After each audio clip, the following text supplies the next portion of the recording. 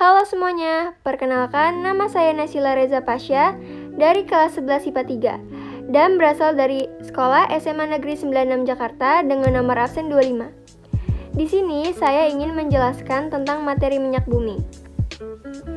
Yang pertama ada definisi minyak bumi. Minyak bumi adalah campuran yang terdiri dari berbagai senyawa kimia, terutama hidrokarbon, dan terbentuknya dekomposisi yang dihasilkan oleh fosil tumbuhan dan hewan.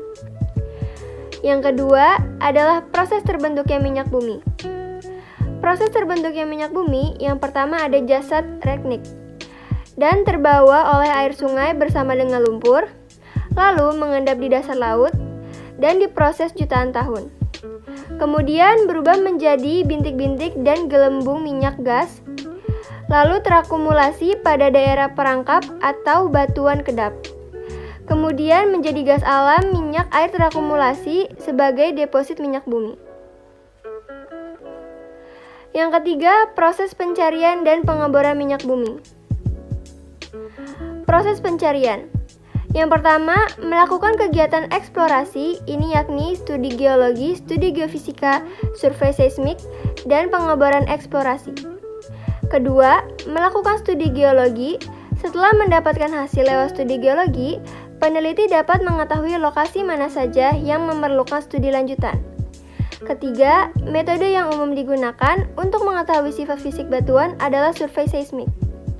Keempat, setelah alat pembangkit gelombang suara atau getaran dipasang, maka akan ditembakkan ke bawah laut atau tanah. Dan kondisi rekonstruksi menjadi gambar 2 dimensi atau 3 dimensi di komputer. Kelima, dari hasil seismik tersebut, data jenis dan lapisan batuan akan diolah untuk mengetahui keberadaan minyak dan gas bumi di dalamnya. Proses pengeboran. Beberapa metode pengeboran selama ini yang dilakukan antara lain, yang pertama, cable tool drilling atau bor tumbuk.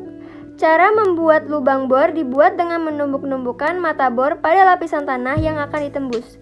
Kedua, rotary drilling atau bor putar.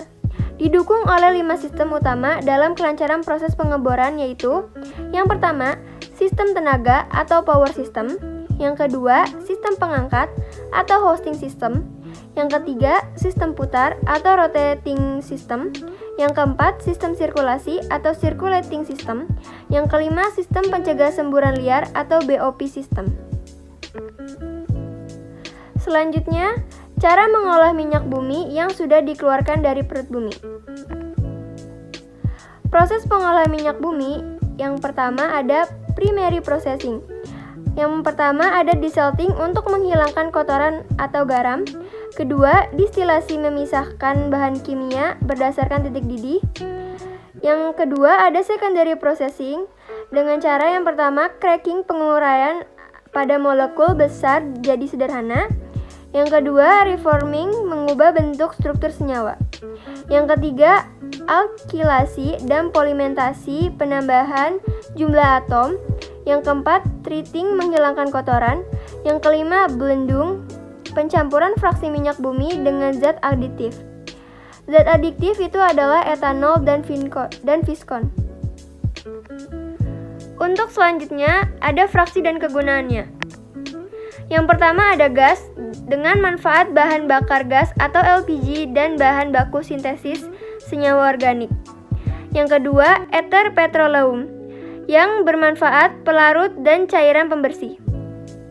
Yang ketiga, bensin atau gasolin, yang bermanfaat sebagai bahan bakar kendaraan bermotor. Yang keempat, ada nafta, yang bermanfaat sebagai bahan baku sintesis senyawa organik.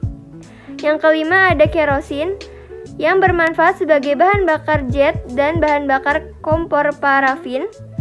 Yang keenam, ada minyak solar dan diesel, yang bermanfaat sebagai bahan bakar kendaraan bermesin diesel dan bahan bakar tungku di industri.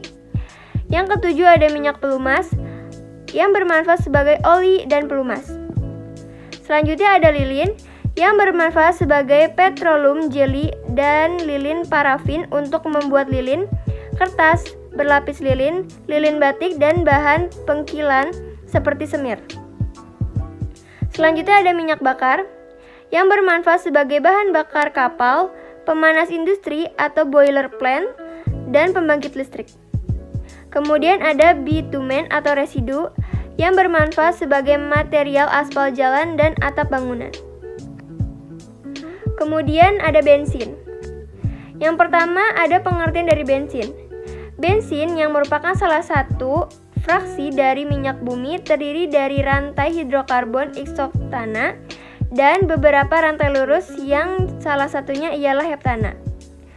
Kualitas bensin.